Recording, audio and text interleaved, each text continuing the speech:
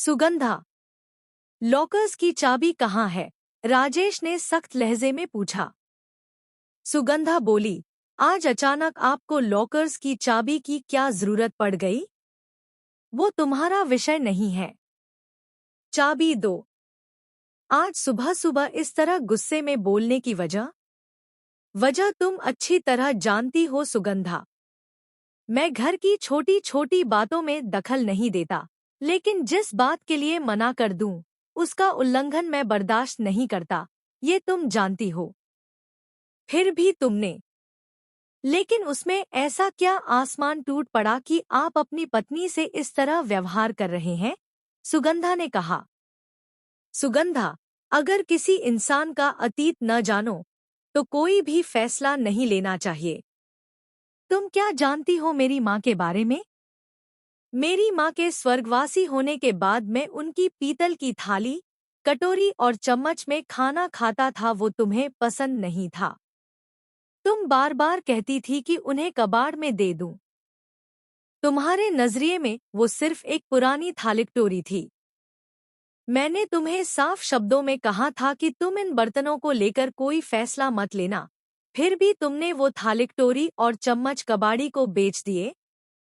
अगर तुम्हें मेरी माँ की थाली पसंद नहीं थी, तो उनके पुराने गहनों पर भी तुम्हारा कोई हक नहीं है। चाबी दो, वो गहने मैं किसी गरीब को दान करना चाहता हूँ। सुगंधा बस देखती रह गई। तभी अंदर से बेटा श्याम आया। पापा, आप इतने गुस्से में कभी नहीं होते, आज क्या हुआ? राजेश आंखों में आंसू लिए कहा, तेरी दादी और मेरी माँ की एक याद को तेरी माँ ने कबाड़ में बेच दिया, वो भी मेरे स्पष्ट मना करने के बाद। लेकिन पापा, वो तो सिर्फ एक थाली। बेटा, अगर उसका इतिहास जानना है तो चलो आज गांव चलते हैं। आज मैं ऑफिस नहीं जाऊंगा। राजेश, श्याम और सुगंधा तीनों कार में बैठकर गांव की ओर निकल पड़े। गांव के मंदिर के पास कार रोकी, अंदर गए। वहां पंडित पंड्या दादा दौड़ते आए। अरे भिखा तू! सुगंधा और श्याम हक्के बक्के रह गए। एक बड़ी कॉरपोरेट कंपनी का जनरल मैनेजर, जिसकी तनख्वाह 2 लाख रुपए महीना है, उसे कोई भिखा कहे? राजेश ने पंडित जी के चरण छुए। उन्होंने कहा, बहुत बड़ा आदमी बन गया बेटा। राजेश ने कहा, सब माँ और भगवान की कृपा है। वे मंदिर में दर्शन के लिए गए। पंड्या दादा ने कहा, बिना खाना खाए जाने नहीं दूंगा। उन्होंने पूछा, बात साथ में नहीं आई? राजेश की नम आंखें देखकर वो समझ गए। बोले, तेरी माँ में गजब का आत्मविश्वास था।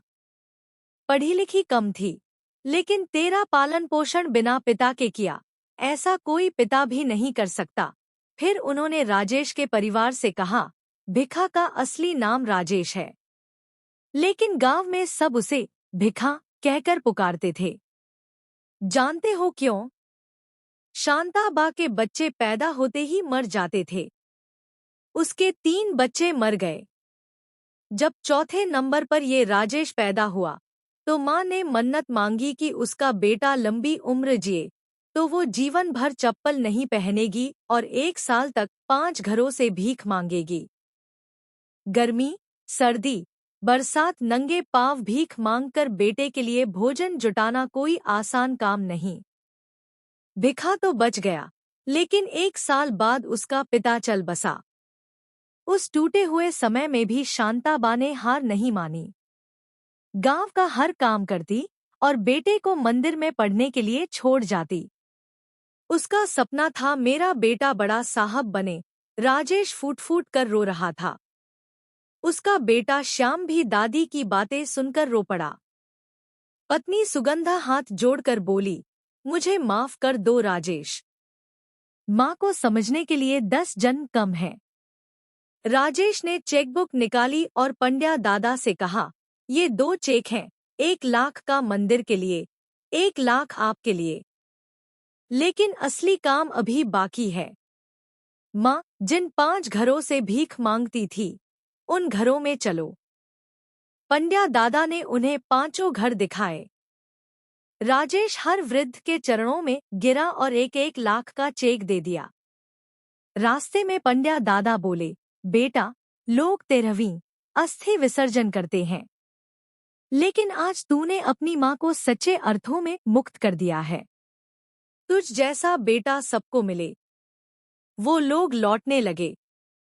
घर के पास बर्तनों की दुकान आई तो सुगंधा ने कार रुकवाई, दुकान के अंदर गई और थोड़ी देर बाद बाहर आई।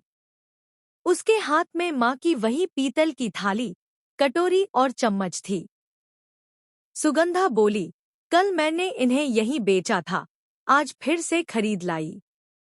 अगर ये सेट बिक गया होता तो मैं खुद को कभी माफ नहीं कर पाती। राजेश, मुझे माफ कर दो। मैं इतनी छोटी और कमजोर निकली कि इन बर्तनों का मूल्य समझ नहीं पाई। सुगंधा, मैं कौन होता हूँ माफ करने वाला? मैंने तो बस यह समझाने की कोशिश की कि भावनाओं के रिश्ते कितने गहरे होते हैं। ठीक है, लेकिन एक शर्त पर गाड़ी में बैठूंगी, अब से रोज मैं इन्हीं बर्तनों में खाना खाऊंगी। यही मेरा प्रायश्चित है। राजेश बोला, मेरे लिए इतना ही काफी है कि तुम्हें अपनी गलती समझ आई। तुम खाओ या मैं, यह जरूरी नहीं। जरूरी यह है कि जो भी हो, हमारे रिश्ते में आदर और समझ बनी रहे। प्रेम का बंधन इतना मजबूत होना चाहिए कि कोई तोड़ने आए तो खुद ही टूट जाए। अगर इस सच्ची घटना ने आपकी आंखें नम की हों, तो इसे आगे जरूर शेयर करें। हम चाहे जितना अपनी संस्कृति का गुणगान करें, लेकिन बुजुर्गों के सम्मान और देखभाल में हम कई देशों से बहुत पीछे हैं। बुजुर्ग माता पिता को अलग बैठाकर खाना दिया जाता है। माता पिता को सुविधा होते हुए भी पत्नी के डर से अलग रखा जाता है। बेटे काम से आकर बच्चों को चूमते हैं, लेकिन माँ बाप से कैसे हो बापूजी तक नहीं पूछते। बुजुर्ग कुछ बोले तो आपको क्या पता कहकर चुप कर दिया जाता है। माता पिता को पैसे के लिए पूछना पड़े तो लगता है जैसे भीख मांग रहे हों। लेकिन याद रखो, जो करोगे वही भरोगे। कई घरों में यह पीढ़ी दर पीढ़ी चलता आ रहा है। बुजुर्ग माता पिता बेचारों की तरह जीते हैं। ऐसे परिवारों में संस्कार, शिष्टाचार और शिक्षा की गहरी कमी होती है। दोस्तों, सोचिए, समझिए। 60 साल तक पति पत्नी साथ रहते हैं। जब एक स्वर्ग सिधारता है तो दूसरे की पूरी जिंदगी अकेली हो जाती है। बचपन के भाई बहन, रिश्तेदार, दोस्त एक एक कर सब चले जाते हैं। बचता है तो बस अकेलापन और एक बोझ बन चुकी जिंदगी। शरीर साथ नहीं देता, सुनाई नहीं देता। बदलती भाषा, तकनीक, फैशन, संस्कृति से तालमेल नहीं बैठता। सब कुछ बोझ लगने लगता है, और तब अगर बेटे बहुएं बेरहम निकल जाएं, तो जीवन नरक बन जाता है। ऐसे वक्त पर बेटों को अपने बचपन को याद करना चाहिए, जिन्होंने चलना, बोलना, खाना सिखाया, दुनिया दिखाई। उनके लिए आज इतने क्रूर क्यों? माता पिता को छोड़कर कोई सुखी नहीं हुआ, न कभी होगा। अगर बुजुर्गों की सेवा नहीं कर सकते तो कम से कम उन्हें अपमानित न करें। कैसे हो माँ? कैसे हो पिताजी? ये 4 शब्द भी उन्हें परम आनंद दे सकते हैं। इसलिए उन्हें अपने से दूर मत करो।